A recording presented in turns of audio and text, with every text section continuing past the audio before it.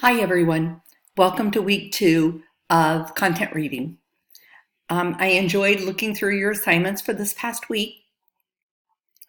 Just a couple of things I want to point out that might be helpful to you in the upcoming weeks, and that is to make sure that you use APA in your forum responses, and also that you double check your word counts to make sure they're enough, 250 to 500 for the initial post, and 150 to 250 for your response post. But I saw a lot of great conversation going on with those posts, some good questions and answers that were going on, and so great job on that. Most everyone has given me their dyslexia strategy topic that they're going to be using.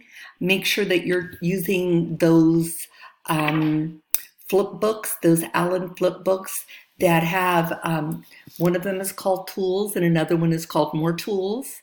And they're great books for strategies for any type of student where you're teaching. You'll find some that are more applicable for dyslexia type students and some that are more applicable to different grade levels. But between your textbook, which has a lot of great strategies in it, and those Tools and More Tools flip charts by Allen, you'll have a great variety of topics of dyslexia strategies to use and just strategies in general. I wish that when I had begun teaching that I had those types of tools. I just say that every teacher needs a toolkit, and these are great tools to keep in your toolkit. I see you could use these particular flip charts in your text for many years to come in your teaching career.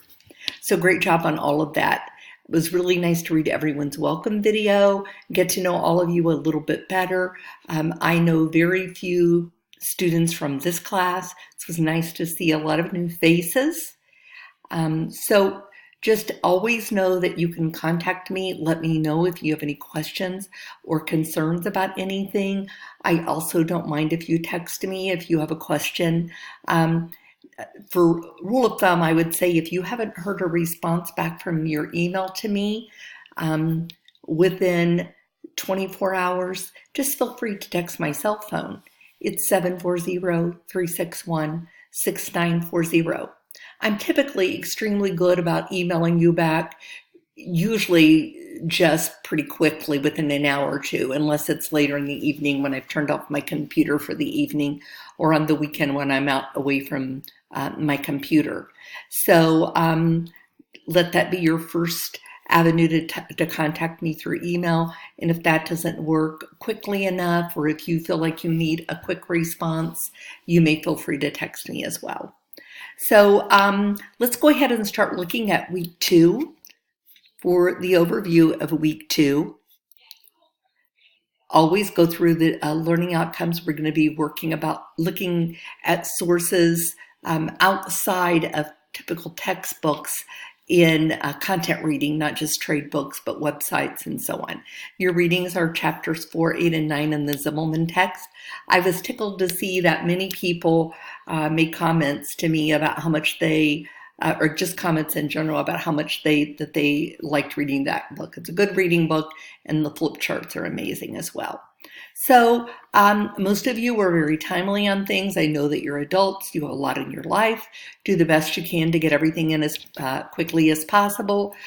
You know that the university's policy is if it's a day late, 10% all the way up through 10 days. Now, it's always been my habit in the past, my policy, to email people on forums if they missed points. If you're late, if I had to take away points for that, if you didn't have APA or meet the guidelines for how many words, I've typically emailed people in the past that. So if you get an email like that, don't think that, oh geez, Professor Jacobs is like giving me a rough time or questioning why I don't have certain things done. That's not the case, certainly. It's just that I want you to be aware of why. Now, if you don't get an email like that, then feel free to contact me and let me know other feedback I just give you right on the assignments. But if I give you feedback on your forum, everybody sees it. So it's hard for me to say anything too much on there. I don't think it's fair for your privacy for that. So the guideline is the same for Wednesday initial post. Saturday, you have to have responded to classmates. And you're going to be looking at your response to textbooks topics. So you're going to write about a new or interesting idea that you feel you'll be able to use to improve your teaching after reading those chapters in the Daniels and Zimmelman post. So that's what you're going to be doing with it for this week. Now you'll be getting into a bit of a rhythm with pretty much the same types of assignments up until week 5 when your dyslexia strategy assignment is due. So you will be having your PowerPoint response activity this week again as well. Looks like somebody's already got that done, and that's great. But just a reminder for you to know that, and I don't think this person did, this person submitted it within the week, that you need to have at least one post or one assignment or something of some type during the actual week that the course is open for that work week. For example, for week 2, it begins on Sunday at midnight, and then it ends on Saturday at midnight. So just make sure that you've posted at least something during that time, whether it's your response post or whatever it is. So you're going to be doing the same thing we did last week, and you're going to be looking at the PowerPoint, you're going to go through, and you're going to make responses based on that week 2 PowerPoint. So that's how that will work, just like this week. It was really, really great to learn about all of you. It seems like you have a lot of very, very busy things going on in your lives. And this is actually my favorite class to teach. My passion is reading.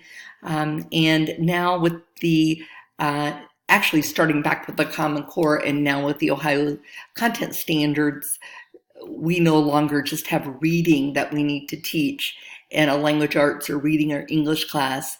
We have reading as part of the standards for each and every subject. So that's why content reading is so important. So you can understand how to mesh your strategies, whether you're a science teacher or a math teacher or a language arts teacher, how you can teach all of reading through all of those content areas. So I look forward to working with you again this week. If you have any questions, just let me know. Have a great week.